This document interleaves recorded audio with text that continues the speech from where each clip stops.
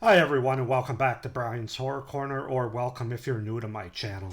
Either way, make sure you hit the subscribe button if you haven't already. It would really help me out, and it would also really help you out because you won't miss any great horror content that you might be looking for. So, with that being said, today we're going to take a look at a horror movie from 1981 as part of my overall 1980s horror movie series. And the movie we're going to take a look at today is a Blu-ray from my Scream Factory collection. It's actually a sequel to a pretty well-known movie that I reviewed a couple of years ago, I think. In fact, I also reviewed its remake and sequel from the 2000s over the last couple summers here. But the movie we're going to take a look at today is Piranha II: The Spawning, or as it says in the opening credits, Flying Killers. Piranha II: Flying Killers. So there's some question about what year this movie actually came out. Um, on here it says 1981 on the Blu-ray, but if I go to like Wikipedia and other places, it says 1982. So it looks like it was released first overseas in Italy, I believe, in 1981, and then not until 1982 in the U.S. But for the purposes of my channel, we're going to call this a 1981 horror film. So yeah, Piranha 2: The Spawning, or Flying, what was it? Flying Killers. Which I actually think I like that title better. I just wish I could remember it better.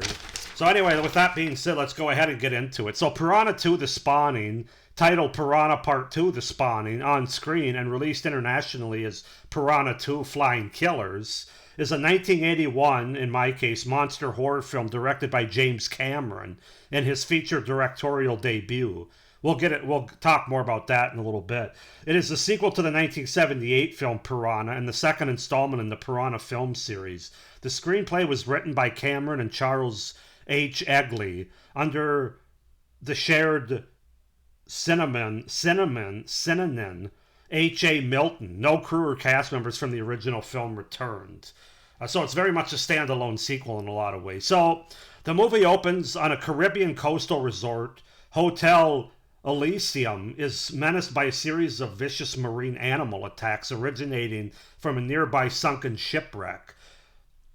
Diving instructor Anne Kimbrough's student is one of the victims, but her estranged police officer husband, Steve, refuses to let her see the corpse, despite the fact that while she knows what did not cause the death, she does not know what did either. Soon after, two women and a man are killed by piranha, which have developed the ability to fly. That's right, flying piranha in this movie. Concerned, Anne finds that she is being frequently bothered by tourist Tyler Sherman and decides to take him with her to the morgue to get a look at the body. She reveals that she studied marine biology, which explains why she could tell Steve that it was not a shark or a barracuda responsible earlier. A nurse comes in and kicks them out, unaware that a piranha was hiding in the body. It kills the nurse and escapes through a window. Yes, you heard that right. So, as far as the cast goes, we have Trisha O'Neill as Anne Kimbrough, Steve Marichuk as Tyler Sherman, Lance Hendrickson as Steve Kimbrough, Ricky Paul Golden as Chris Kimbrough, Ted Reichert as Raoul, and Leslie Graves as Allison Dumont. So yeah, that's the setup, the premise, and the cast for the 1981 creature feature film, monster horror film Piranha 2: The Spawning / Flying Killers. I'm not going to say this is a good movie, but I'm also not going to. I'm not going to say it's unwatchable. It's kind of one of those so bad it's good movies, in my opinion. Now, as far as the James Cameron angle, James Cameron doesn't really make mention of this movie. His first movie and what he said in interviews is The Terminator from 1984, even though technically he did direct at least part of this movie. There's some question about did he direct the whole movie, because there was sort of a conflict between, and I forget the name, Ovidio G. Asanitis, who was an executive producer and was an Italian producer. He kind of had a different vision of the film than what James Cameron did. So all the nudity you see and the opening scene in this movie where a couple basically dive down to this ship and take off their tanks and cut off their clothing to have sex is that's probably more the Italian side of things, along with all the boobies that you see in the movie. I don't think that was James Cameron. So there's some question about how much James Cameron directed. There's even a story that he broke into the film was under lock and key, and he broke in to help do some of the editing or try to steal the. I don't know. I don't know what's true or not, but I know James Cameron doesn't really take credit or blame, depending on how you look at this movie, for Piranha 2: The Spawning. He talks about his first film being The Terminator. My guess is The Terminator is the first feature film that he directed all the way through, no questions asked. Where this movie, he might have been involved in the directing, but not. He wasn't the sole director, I would say, or the sole editor, certainly. So anyway, I just wanted to get that out of there before I gave you my review for the movie. So let's start with the things that I liked about Piranha 2, The Spawning / Flying Killers from 1981. I have to say, I did enjoy a few of the main characters here, especially Anne and Steve, who are well, I don't know if they're a married couple or not. They're they're an estranged married couple, but they're played by Trish O'Neill and Lance Henriksen, who not coincidentally also give the best performances in the movie, in my opinion. I found those two characters to be the most compelling, which kind of kept me in the movie, despite some other things, which I'll get into in my cons. But I liked Anne and Steve. A sort of a distant and obvious rocky relationship throughout the film. Their characters' relationship seemed genuine and effective for me in keeping me engaged in the film. And so that's the first thing that really stood out. Of course, Lance Henriksen's been in a lot of not only James Cameron movies after this, but a lot of horror movies and other movies. So he's obviously a great actor. Trish O'Neill I'm not as familiar with, but I really liked her character in this movie as Anne Kimbrough. And I also thought she was kind of a hot mom, too.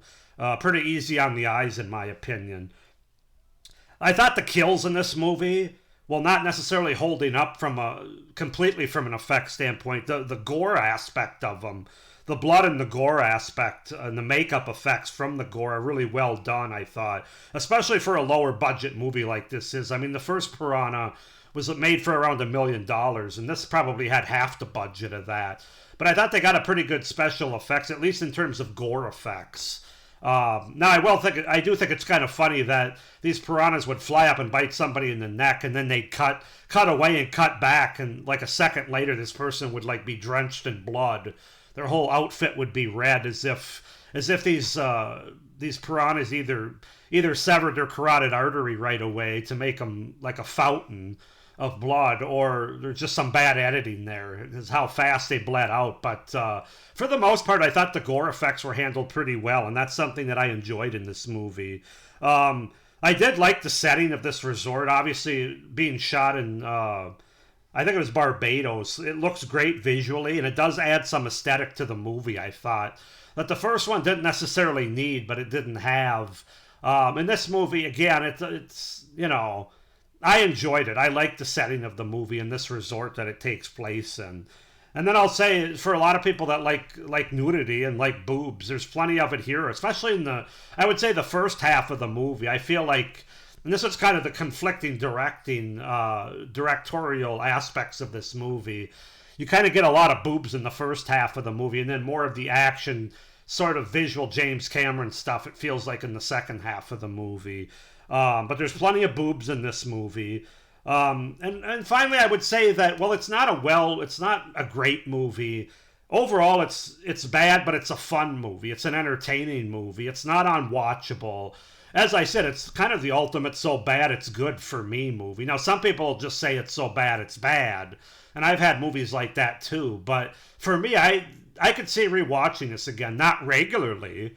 But every couple of years, I can have fun with it. There's fun to be had here, despite some of the obvious problems, which we're going to get into now with my cons. So, as far as the things that didn't work for me, it really does rip off the Jaws storyline in terms of you have a person in charge of the resort, or a mayor in the case of Jaws, who's kind of the head honcho in charge of what happens and what doesn't. Who cares more about beach activities and making money than he does about people's safety. Kind of like the mayor in Jaws, And then, of course, in Jaws, you had Brody, the police chief, who kind of knew what was going on and trying to convince other people to no avail. Here, of course, you have Ann Kimbrough, who even has to convince her ex-husband initially, who doesn't believe her, but ultimately comes around to her side. That's very much a Jaws template in those terms. Also, from Jaws 2, you have, you don't have a whole group of kids, but you have the son of Chief Brody in Jaws 2, the son of Ann Kimbrough, and Lance Henriksen's character, the sheriff here, who goes out sailing with this girl that he's involved with. So there's just a lot of rip-offs from the first couple Jaws movies there, which I thought was just kind of lazy.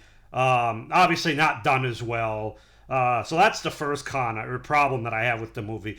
The effects of the piranhas, especially when they're flying, doesn't hold up well.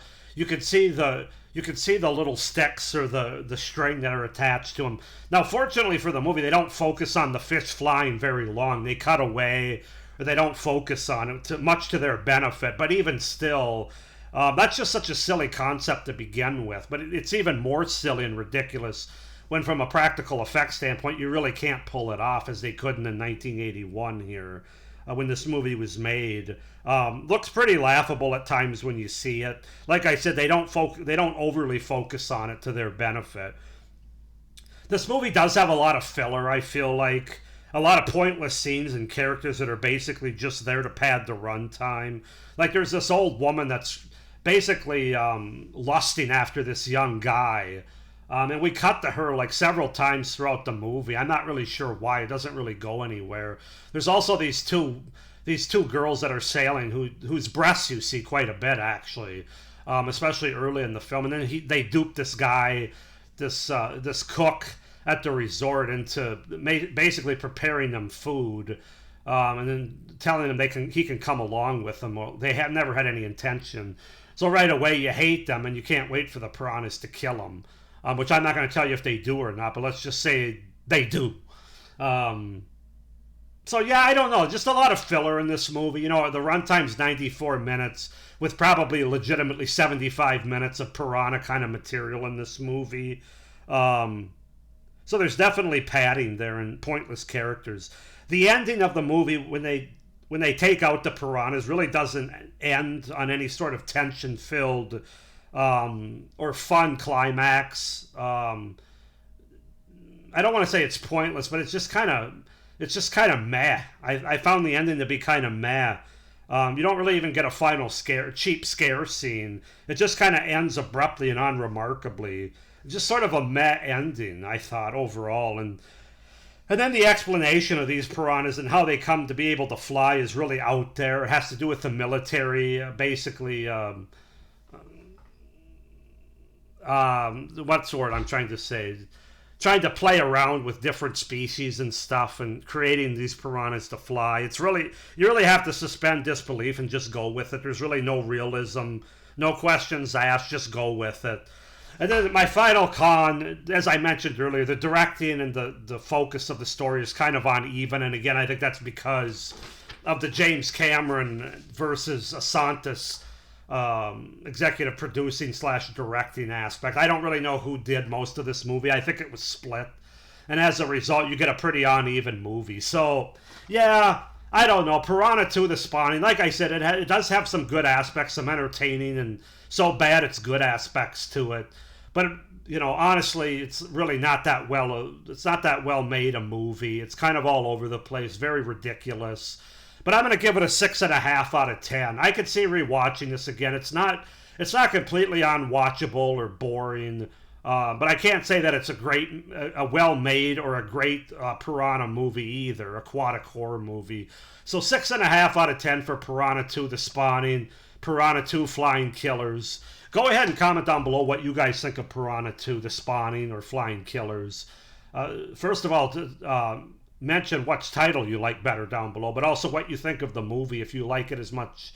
Well, I don't really like it, but if you can find some entertainment in it as I can, or if you think it's a complete train wreck and you'll never watch it again, comment down below. Please like this video, hit the little notification bell, and subscribe to my channel, as I said earlier, so you don't miss any of my upcoming reviews for this overall 1980s horror series. And that being said, I hope you guys are enjoying this series. Um, I hope you enjoyed this review, and as always, stay scared. Bye. Thank you for watching.